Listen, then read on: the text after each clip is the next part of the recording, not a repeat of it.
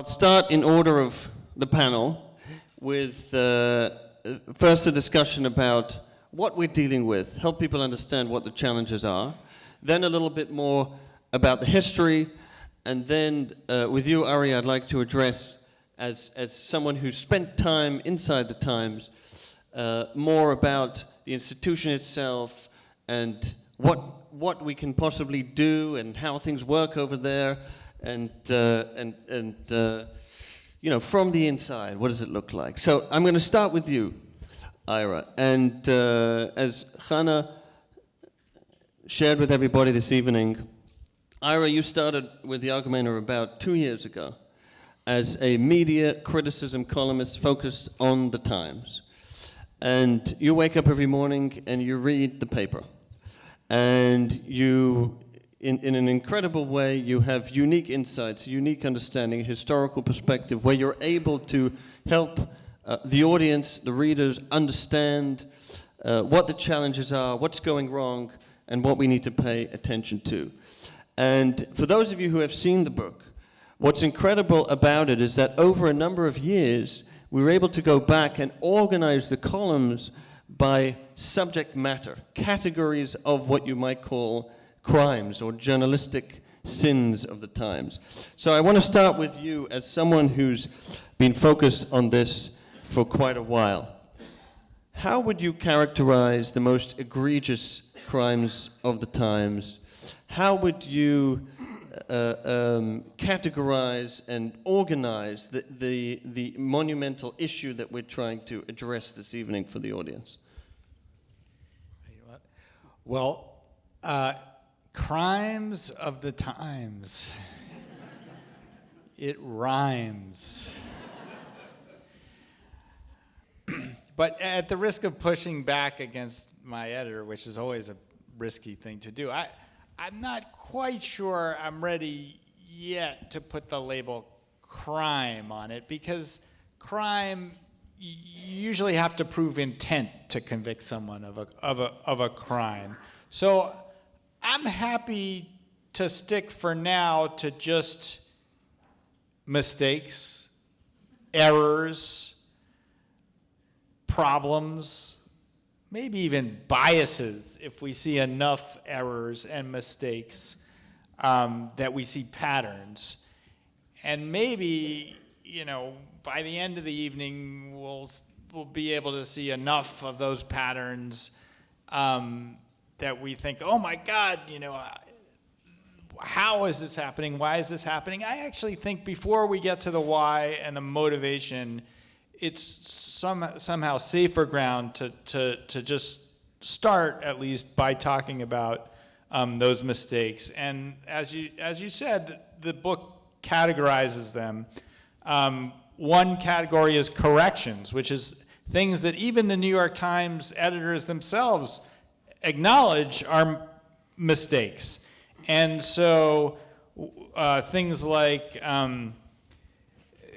ranging from basic Jewish facts like, whether a certain cut of meat is kosher, to how many pages are in the Talmud, how many days are the Jewish mourning period for a certain kind of family member, to even what an Israeli diplomat earlier this year called the correction of the year, which was a business section article which was talking about how Facebook allows right-wing conspiracy theories to spread.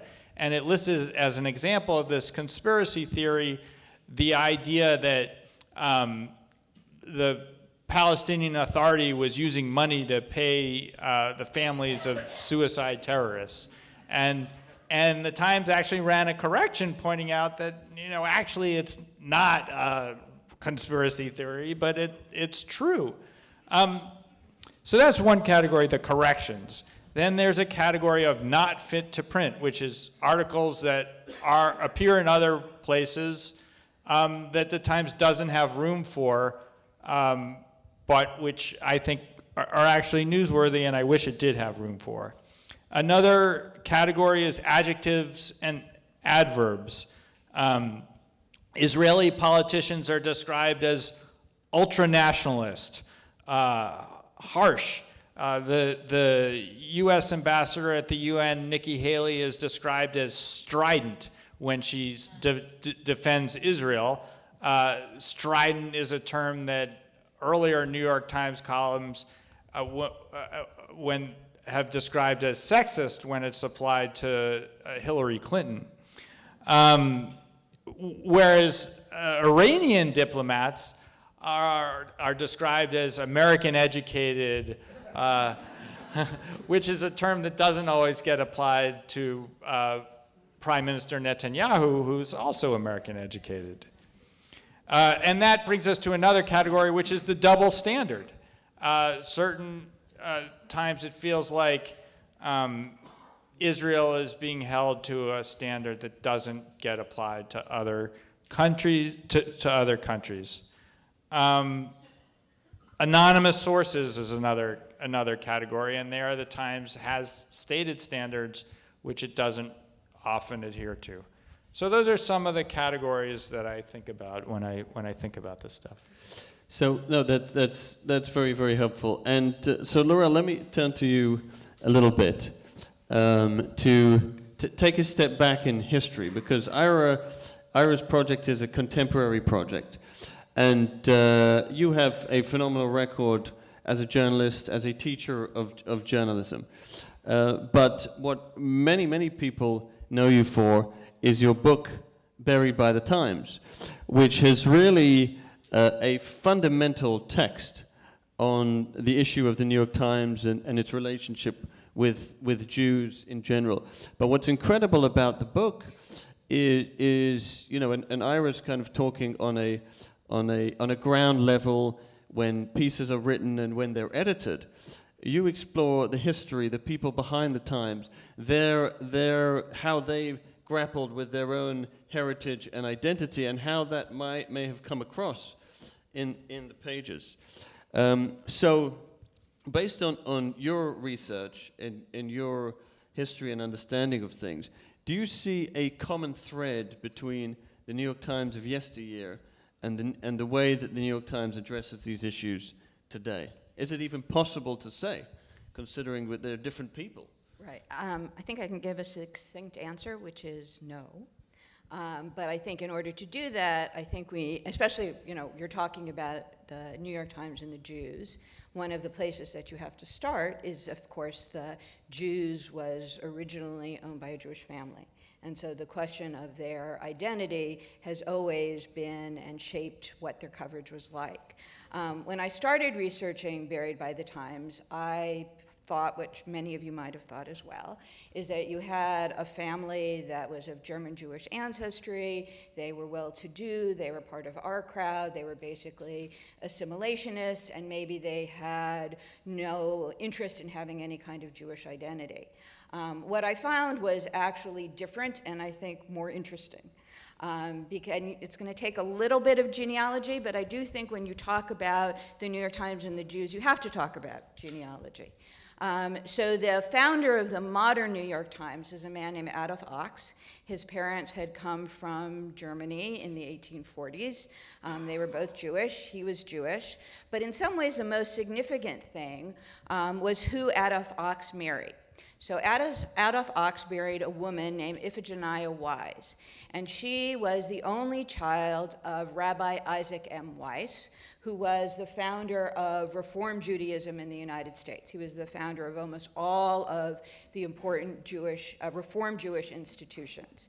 And Adolf Ochs adopted his father-in-law's philosophy, as did his son-in-law, who succeeded him as the owner and the publisher of the Times, Arthur Sulzberger. And this identity was based on the idea, and this is sort of classical Reform Judaism, and we obviously have to call it that because most, I think, contemporary Reform Jews don't subscribe to this idea. But the basic idea was that after the fall of the Second Temple, when Jews went into the diaspora, they ceased being a people. They weren't a nation. They weren't even an ethnicity. All they were was a religion. And this was very profound in sort of shaping not only Weiss's view, but that of Ochs and Sulzberger and their coverage of the Times. So were there three sort of important ideas that arose out of this classical Reform Judaism? The first idea was that being Jewish, again, as I said, was only about being a religion, not about being a people. That meant that Ox and Sulzberger were opposed to the creation of a Jewish state. They were opposed to Zionism. They were very upfront about that. The other part of this idea that was essential was that they did not want the New York Times to be seen as a Jewish newspaper. They were very sensitive to that charge. That meant that they didn't want it to look as if the Times was focusing on Jews, was engaged in special pleading on behalf of Jews.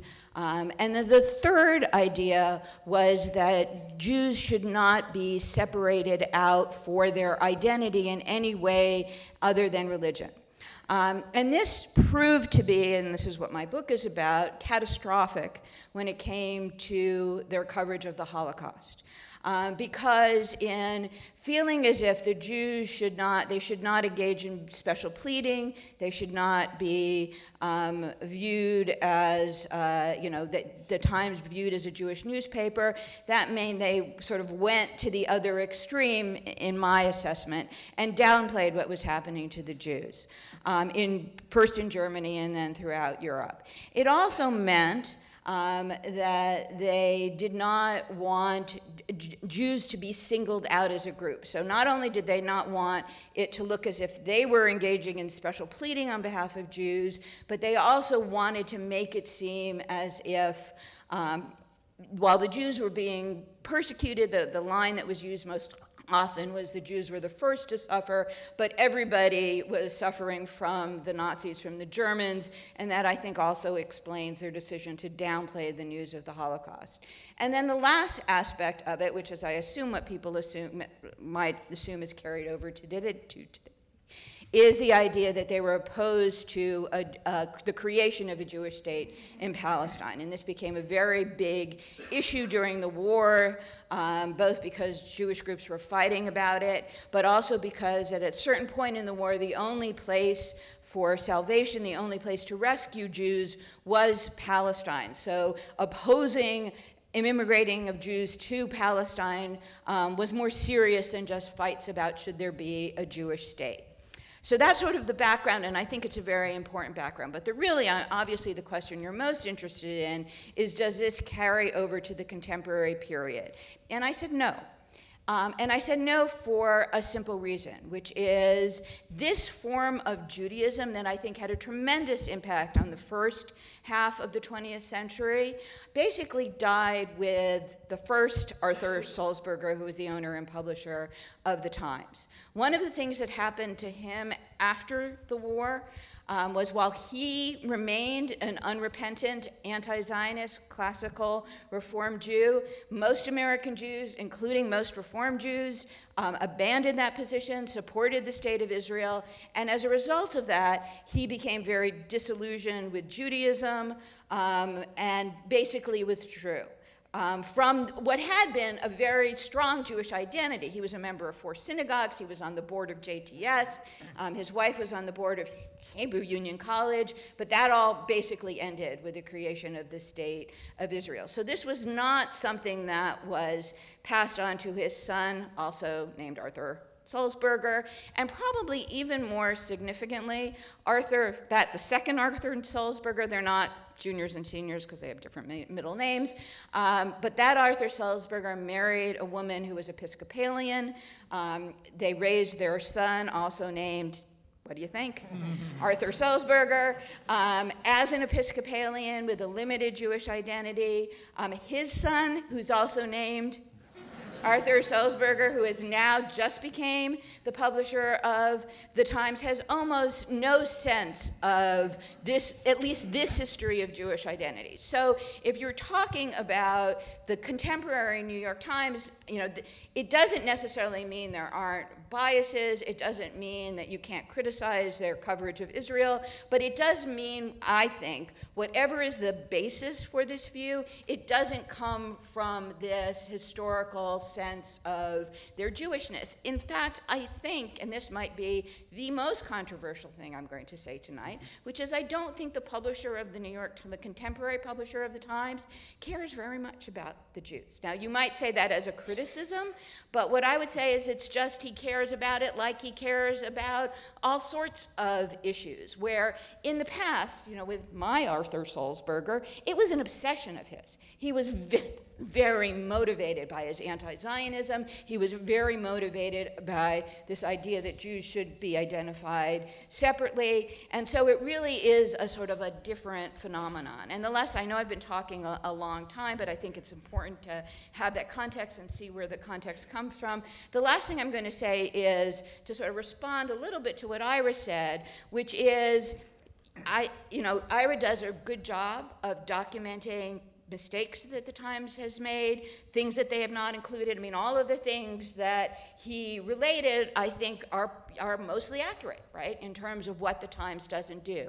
But what I would say is that in making that charge and in talking about the New York Times and the Jews, you need to have a theory of the case. It's not enough to just say they don't do this, they did this wrong, they made these corrections, because my guess is if you did it with lots of subjects, the same thing would be true. They had made mistakes. Things had to be corrected. They left out important events. So in trying to talk about the New York Times and the Jews and what's wrong with its coverage, I would imagine mostly of Israel, you need to have a theory of the case. So I would just leave that for Ira for later discussion. Okay. Thank you. And I'll have some questions on what you've just said in a minute. But I want to turn to Ari now for a second. Now, Ari, your perspective is unique because you were on the staff of the New York Times for 2 decades. So, having seen this institution from the inside, how do you view the institution? And can you also share with the audience any experiences that you might have had vis-a-vis the Jewish question, excluding the Crown Heights riots? Because I want to ask you about that separately, on its own 2 feet. Okay. This may surprise you, but the New York Times is run by human beings. You go there, you open the door, and you meet people just like you and me. It is a place that people go in to every day and try to do their best. Because they're human beings, they make mistakes. They make a lot of mistakes. They recognize that, and they run corrections every day, because every day they make mistakes. I like to think they also get a lot of things right. They make mistakes, but they correct them. We journalists like to say we write the first draft of history. It's not perfect. We can only go with what we know. We know how many, we know initial reports, things change. If things are not included, it's not necessarily a conspiracy. It could just be this is what we know.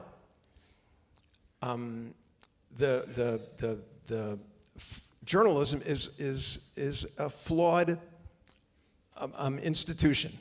And the New York Times is flawed, and they're the first to admit that. Do they have an agenda? Yes, they have an agenda. You know what their agenda is?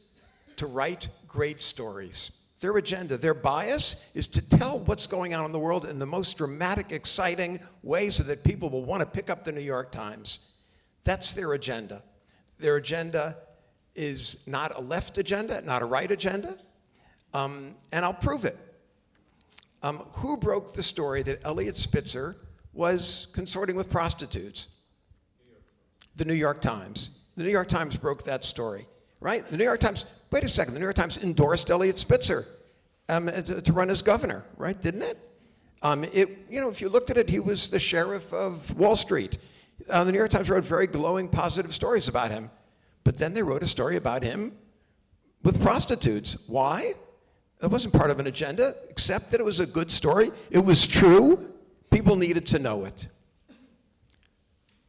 in the election in 2016, who broke the story that Hillary Clinton was using an unsecured email server? Who broke that story? The New York Times. Well, wait a second. I thought the New York Times supported Clinton. The New York Times wrote these editorials. The New York Times is afraid of Trump. The New York Times hates Trump. Why did it write a story critical of Hillary that some people think led to her losing the election? Why? Because it was true, and because it was important to know, and because it was a good story. So this idea of media bias has to be seen in some perspective. The Times makes mistakes, and if it has a bias, my point is that the bias is for the truth and for a good story. I don't know if any of you, and this is going to build on Laurel's point, any of you watched the 6 hours of The Fourth Estate. Did anybody watch that? It's the new, it's on Showtime. I recommend it. Not all 6 hours. You can watch the first one. But the New York Times invited, well, there was a film crew stayed in the Washington Bureau and in the New York office for a year. Talk about transparency. The New York Times has nothing to hide. It wanted to show how it makes decisions. It wanted to show how it covered the first year of the Trump administration. That series is I found it very compelling, of course, because I'm an insider and I wanted to know more. But more than that, it gives you a sense of how hard they try to get it right. And it shows how sometimes they get it wrong. You know what happened in that year? That was the same year they broke the Harvey Weinstein story. That same year, one of their reporters, Glenn Thrush, was accused of sexually harassing young journalists. And they dealt with that. And the Times dealt with that. And the Times suspended him. So that's in writing about themselves. They can write about the flaws and about the problems. And they weren't hiding, the flaws within the paper. But I have a couple more questions for you, the audience. In that 6 hours, how many times do you think they mentioned Israel or the Jews? 0. Thank you, 0. And now I'm building on Laurel's point. I don't think they care as much about us as we care about them. If you had a forum on the Jews at the New York Times, nobody would be there.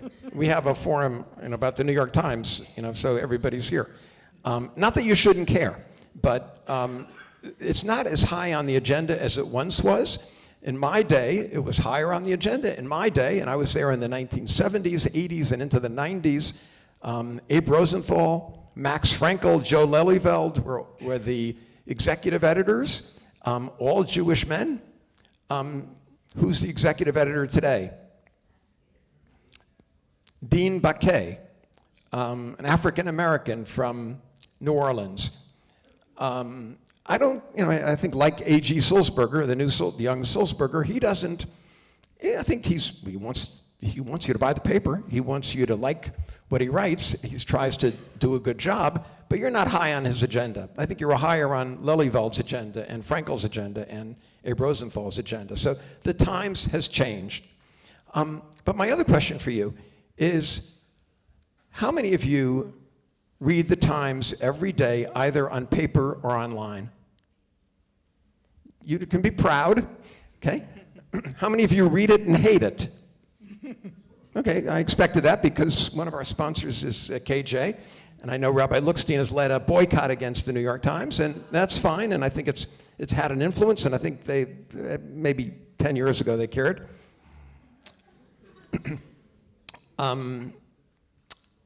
And how many of you hate the New York Times but don't read it? Okay, and now examine yourself. Think about that. You hate something you don't read. So I would say read it and form a smarter opinion. Okay, Ira, we're back to you. Now, we've heard a lot of perspective that talks about the journalistic structure of the Times, what its goals are, its purposes are, and processes in terms of how stories are created. But when we start to look at the scope of what you might term as you said before, mistakes, misdemeanors, transgressions, the scope and the scale and the consistency, which is really highlighted in the book, where you have a pattern over a number of years, where routinely certain subjects are subjected to anonymous sources, or certain adjectives are being used, or, for example, one thing that you've covered in a fascinating way is almost this the Times kind of approach to Hasidic people as if they're kind of a foreign species, right? So when we start to look at the patterns, and there are 10 chapters in the book about Iran, about Hasidim, about adjectives, about corrections, and we put that together with the work that Laurel has done over the years, can we really say that the consistency and the pattern here doesn't amount to something more nefarious, okay, if you will? Now, I'm not suggesting that there's some kind of conspiracy, but does this not make the case that there is an institutional problem in terms of how the Times deals with Jews and Israel and matters of Jewish concern? Well, the current executive editor of the Times, Dean Beckett, has conceded. He said on the record, it was an interview, I think, with NPR, we don't do a particularly good job of covering religion. So maybe Judaism is a subcategory of that. And you suggested that the Times should hire more Hasidic Jews. Yeah, well, so that's an interesting point, right? Like, so in past cases where the Times has gotten something really egregiously wrong, they try to take some steps to not just run a correction, but systemically address the problem. So when Jason Blair had this hoax of writing just really blatantly fake manufactured news stories, they created the institution of the public editor to provide at least a central address and way of addressing those reader complaints, a kind of internal watchdog. And that happened for a while, and then they fired the public editor, which I think is a mistake, and I think they should bring that job back. It's the least they could do. But at least, they did something. Another example, they got the election basically wrong, this last election. So, they could claim they got it right. The upshot predictor showed it was a 92% chance that Hillary was going to win, and that does leave an 8% chance that Trump was going to win. But it's, they sent a letter out, a print letter with the home delivery paper. Basically, I don't know if it said I'm sorry, but it was almost an apology saying, we're going to try to do better. Not that the Times was the only one who didn't see that coming. Frankly, I didn't see it coming. But they said, okay, we're gonna take some reporters, and instead of keeping them all in Washington and New York, we're gonna try to have beats that are devoted to the middle of the country, or to people who are less prosperous, or to out-of-work minors, or whoever the Trump constituency in their mind is. They're going to try to cover that better going forward. But they've made a lot of efforts in diversity, too, in hiring. They have a fellowship program, a summer fellowship for members of the National Association of Black Journalists and National Association of Hispanic Journalists, or people who attend historically black colleges and universities, called the New York Times Summer Institute. And they created a fellowship in memory of the media reporter David Carr, which also is aimed, I don't know if it's explicitly at minority journalists, but it does bring in a lot of young minority journalists. So the question is, the editor has conceded they don't cover religious well. Well, where's the plan to improve the coverage? When you guys said they don't care, they don't care, that to me is hurtful, because I do care. Judaism is something that's important to me, and I wish it were covered better, and I would like to see some kind of plan other than hiring Brett Stevens and Barry Weiss, which I think is terrific, but, you know, it's a 1,350 person newsroom. You'd think there'd be maybe one or two people who wear a yarmulke, or you know, who would know about the kosher cut of meat. First of all, they hired a new religion writer named Elizabeth Diaz from Time magazine, and she was the second religion writer. She sounds Hasidic. And who's the first religion writer? Is Laurie Goodstein, who is Jewish. So their religion writer is Jewish. Should they hire a Hasidic Jew? And this is my plea to all of you. My plea to all of you who raised your hand when I said, do you hate the New York Times? And you don't read it. You don't have to raise your hands again. I remember now. I remember who you are. We got a picture of that. My plea, they just dim the lights. My plea to all of you is send us your children. If you're not happy, I'm serious, if you're not happy with the state of journalism and the New York Times and think Jews are covered badly, the way to do it is to let your children be journalists. My parents, I had to fight them, but they let me be a journalist. And I was an observant Jew. I got my job at the New York Times because I'm an observant Jew. Because I said to Abe Rosenthal, you need someone who knows, you know, Hebrew. You need someone who knows the Jewish community. He was very reluctant to admit that he ever made that deal with me, and he let me be Shomer Shabbos at the New York Times. This is a generation ago, but the Times is very aware that it needed to cover the Jewish community and the Orthodox community better. So I don't, you know, I don't know that today the great need is to have another Jew, because there are a lot of Jews there, but I think they have taken steps. But again, if you want to improve journalism, you should encourage your children to be journalists. That's how it's going to change. Laurel, let me ask you something, and you can add on to the beginning of your answer whatever you were planning to say. I'm going to throw a number out there, but in the way that it appears to me, a very large amount of how influence is generated in journalism, maybe 70%, is in what stories editors decide to run with, right? The New York Times has maybe 5 spaces on the front page in which they can essentially take an issue and launch it into the mainstream consciousness of the nation. And, you know, those choices in many ways can be quite telling. You get a good sense of what the priorities are and what the priorities aren't. And obviously, that's a huge part of what you address in your book, Buried by the Times.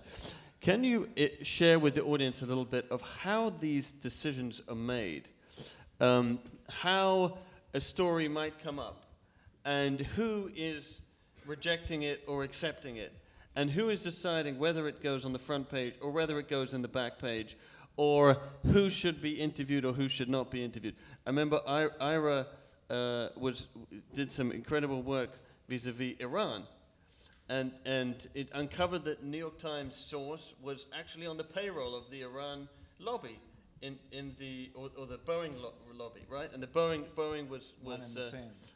One, right? They were angling for a major contract with Iran at the Times, you know.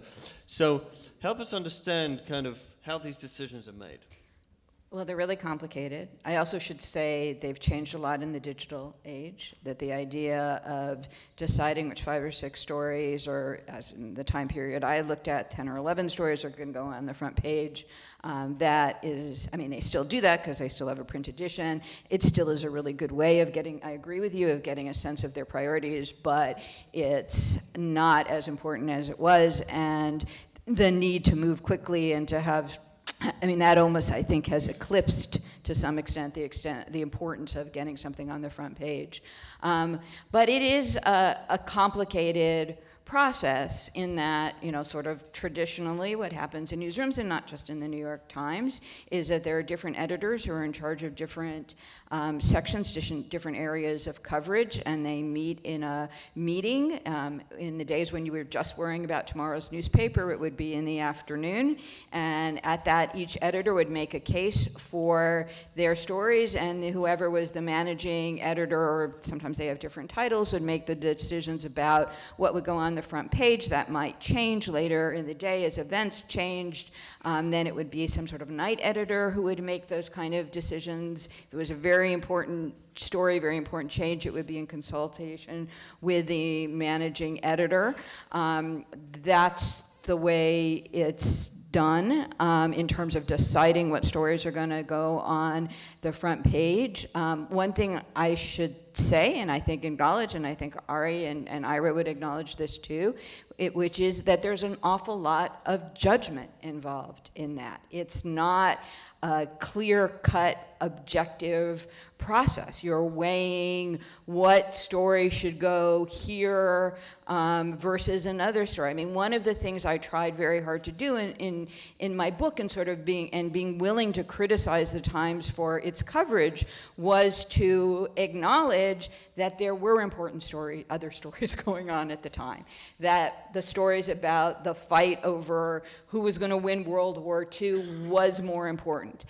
So that in then criticizing the Times for not putting stories about the Holocaust on the front page, I had to say, okay, so half the stories were about fighting in the Pacific, and another couple were about fighting in Europe, but there was still room on the front page for these stories. So this was a decision about what was important, not a literal lack of space. And I believe that. I mean, that you are making judgments, and you can criticize the judgments. I mean, I absolutely think the Times should be criticized, but it needs to be done with, again, a sense of the complexity of these decisions, not just they hate Israel, right, for an example. And even things like, it's true, and it is unfortunate that the New York Times has gotten rid of its public editor, but pretty much everybody has gotten rid of their public editor, or what they call ombudspersons. That's a generalized trend in journalism. I think it's a very unfortunate trend, but again, it's an overall trend that you have to acknowledge and not say, look what the New York Times did. Okay, I want to ask one more question, and then we'll turn to some questions from the audience.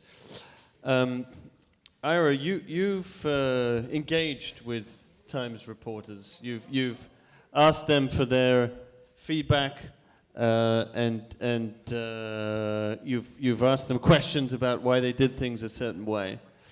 And listening to Laurel describe this editorial process. The way that we've seen it, this might be described, and this is kind of the typical, the establishment, the historic way that media has always worked. But if you look at the way media is changing today, you might describe this sort of structure as something of an editorial dictatorship, in the sense that these decisions are really, and judgment calls, are in the hands of very, very few people. The decision about what is important, what belongs on the front page. In some ways, and historically there wasn't really a choice, this was the only way to do it, but in some ways it might be seen as parochial. When the Times writes on the front cover all the news that's fit to print, we've now come to understand that that's a very subjective statement because of the proliferation of different types of media and the process that we call the democratization of media. We now have a situation where effectively people can vote on the news. The editors that sit in the New York Times newsroom have a ticker on the wall that shows what are the stories that are being clicked on the most and what are the stories that are being clicked on the least. And if the New York Times publishes an article of outrage over the latest settlement expansions on the front page because it's their view that this is the most important thing since David fought Goliath, and nobody clicks on it, now the New York Times will know that its judgment is not in line with what people are really concerned about. There is a gap between the editorial decisions and the interests and the concerns of the wider public. So I'm asking you, Ira, this question as someone who has engaged with them, and Ari, if you want to weigh in afterwards, please do so. How do you see the democratization of media and this process having an impact on the way that the New York Times does things? Well, that's a really good question because, as you point out, the technology has really changed things, and it can be a force, in my view, for good or for bad. I'll give you an example of both. I recently was doing some research and went back to the chart that the New York Times published during the run-up to the vote on the Iran deal in the Obama administration, where they had marked the names of Democrats who were going to be against the Iran deal in yellow, and noted which ones were Jewish. I think they actually used the color yellow to mark the Jewish congressman. Incidentally, the editor who was responsible for that wrote a book on the subject of anti-Semitism. It's a true. year later. It's true, ironically enough. So now the Times has, that chart still exists on the Times website, but the Times has appended a really interesting editor's note, which says, after this chart was published, many readers felt that it was discriminatory and insensitive to both note the religion of the members of Congress in this context and to label them this way in yellow. And the editors of the New York Times agree with them that was wrong. So we've altered the chart, and we've conceded the point, basically. So readers have power to change the newspaper because the website has changed. Now you could say, well, not who goes back and looks at it compared to who saw it the day it was published in the newspaper. But the fact is, newspapers have changed from something that comes out once and gets thrown out to now you don't have to go to the library and look at the microfilm. It's on the website all the time for research, and anyone who goes back now will see that correction. So that's an example of interactive working in a positive way, in my view.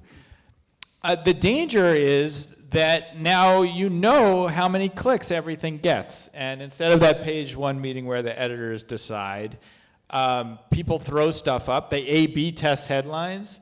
They put stuff low on the homepage, and if it gets traffic, it gets moved up. And then, in a way, it's the traffic on the homepage that's deciding what's on the next day's print front page. And so, if the audience for the New York Times website is people who were upset after the election and decided to pay because they hate Trump and want the New York Times to give them a hard time, and those people buy into a whole agenda that includes seeing Israel as a colonialist oppressor and the Palestinians as an extension of the civil rights movement, then when an article goes up that fits that narrative, they're going to click on it and share it with their Facebook friends. And if that's the audience for the New York Times online, they're going to comment. And one thing I didn't talk about before is the reader comments, which the Times has unpublished a few of them after we've called them on it. But, Prime Minister Netanyahu described as a parasitic thug, and the New York Times gives it a gold medal reader comment. And you think, like, if that's the Times readership, those are the people who are paying and who are on the site commenting, that could be a negative effect of this interactivity. I just want to correct something. Dovid, there is no chart on the wall at the New York Times that shows you what's trending. There is a chart like that, an electronic chart at CNN, and I've been in the newsroom of CNN, and people do consult what's trending on the website, and that contributes to a lot of their decisions. At the New York Times, that data is available to one editor on every major desk, and it's not made public. I'm sure it drives the decisions, but the news should not be a popularity contest, and it's not. And you worry about this small group of editors who make decisions. Yes, that's why you're the editor of the New York Times. You get to decide what's on page one. You have earned that position, and you have people who back you up and support you.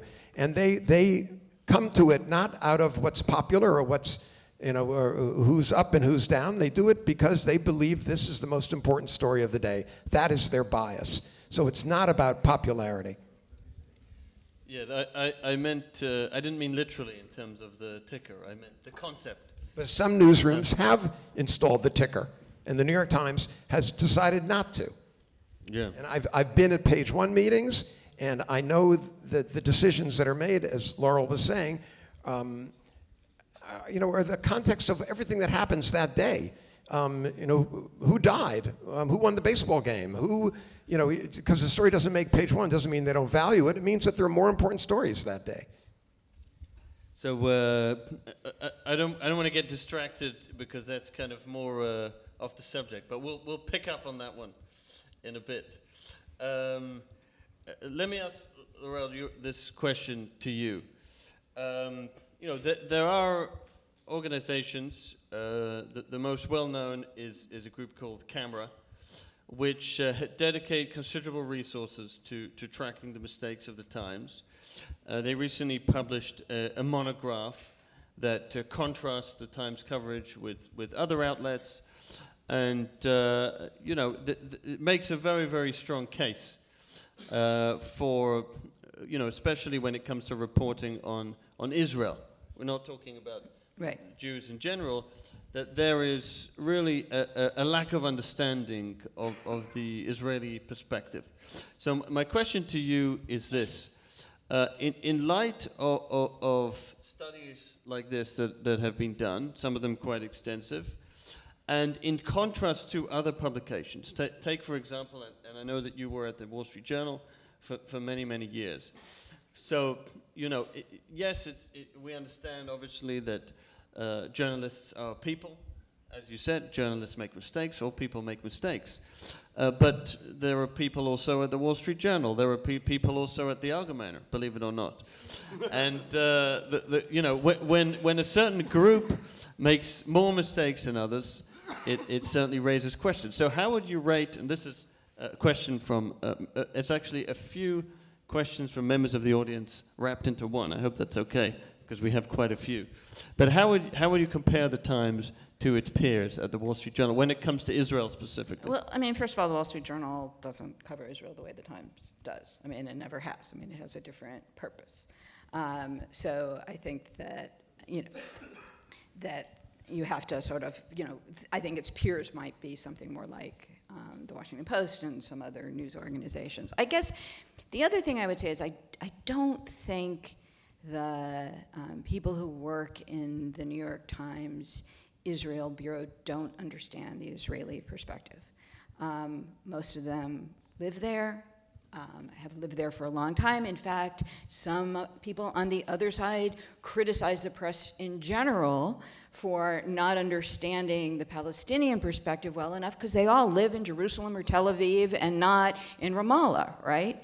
And that's true of Israeli journalists as well. Now, I'm not saying I necessarily agree with that, but I don't think that it is fair to say that the journalists at the New York Times do not understand the Israeli perspective.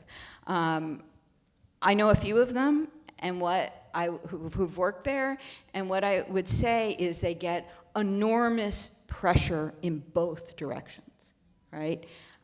They get a lot of pressure from leftists who say they're not doing a good enough job covering Palestinians. They get a lot of pressure from groups like you and a whole news organization and camera, which says that they're not doing a good job covering the Israeli perspective. I think if anything, they try too hard to not get into trouble, because the pressure is unbelievably intense. I mean, I think it in the same way that Ari was talking about, that it's not as much in the news, that it sort of laid off a little bit, but it's a really difficult thing to do. And so that's why I say in looking, and again, I think with Camera is one of those organizations, and I've spoken to Camera, and I think they do some very good stuff, but I do think that they do too much of if it's a negative coverage, it's a negative story, and therefore it's biased, as opposed to people are being shot or something else that's an underlying negative situation. Again, I think, you need a theory of the case in looking at the Times' coverage of Israel and saying that it is biased. Now, I would lay out one theory of the case, which is I do think there is a tendency in journalism overall to sympathize with the underdog. And for a lot of really complicated reasons, some of which may not even be fair, we've gone from a situation where the Israelis were, the little state built out of the Holocaust that was fighting against big Arab countries, to a situation where the Palestinians are now perceived as the people who are being oppressed. And journalism, as a general rule, first of all, it tends to focus on negative stories, right? That's part of what that's what's out of the ordinary, is what is negative. And it tends to, for kind of cultural, historical reasons, to sympathize with the oppressed. So if there is a bias in the coverage, I think it arises out of those two impetuses. But that wasn't the case during the Holocaust. What wasn't the case during the Holocaust? The bias towards the oppressed. I wouldn't say, I actually wouldn't say that. I think that's why the understanding where the Times was coming from was so important. Because, they identified, right? It was a very complicated perspective that Arthur Sulzberger and the Times had, which is, on one hand, he wrote this. This is another thing I'm going to say, which I think is really important. In formulating my ideas about what was motivating the Times during this time period, I didn't just count stories. I did count stories, and I did look at placement of stories, and I read all of the stories, but I also read what Sulzberger was saying. And I wouldn't have felt as comfortable reaching the conclusions I did about what was motivating him if I didn't have him, in his own words, explaining why the coverage was the way that it was. And I think, he, in his, what I would say, really twisted way, thought that the only way to help the Jews was by not emphasizing their situation. I think that was really seriously misguided and tragic and terrible, But it wasn't that he wasn't identifying with with the oppression of the Jews in the Warsaw Ghetto. I just don't think that's. I don't think that's fair to say. We've reached the end of the line here, but I want to take a moment to thank each of you. It really means a great deal to us at the Algemeiner, to everybody who's here this evening, and please give us just a minute, because don't leave yet. We're handing out ice cream at the end. Give us just a minute. No, it means a great deal to us at the Algemeiner. This has been a subject that we've been exploring, covering, focusing on, because we hope for a better result and a better future, and we believe that journalists, including ourselves, like everybody else, should be held accountable. And thank you so much, Ari, Laurel, Ira, for taking the time to speak to us, for sharing your insights and your valuable perspectives on this important subject. And it's a very special pleasure for us to be hosting you this evening. And thank you to everybody in the audience for coming out tonight.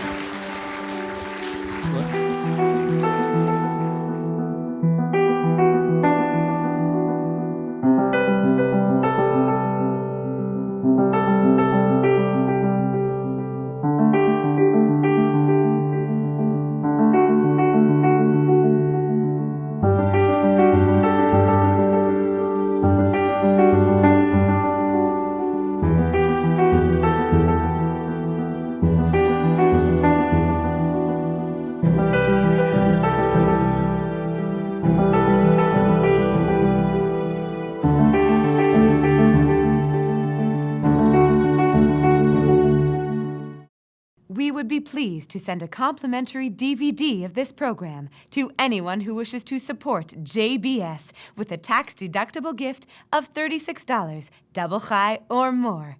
Simply visit the JBS website at jbstv.org and click on the Donate button to make a donation by PayPal or your credit card. And please indicate the program for which you would like a DVD. Or you can send your tax-deductible check to JBS, P.O. Box 180, Riverdale Station, Bronx, New York, 10471. And again, please remember to indicate which program you would like to receive with our compliments. And we thank you for your kind support.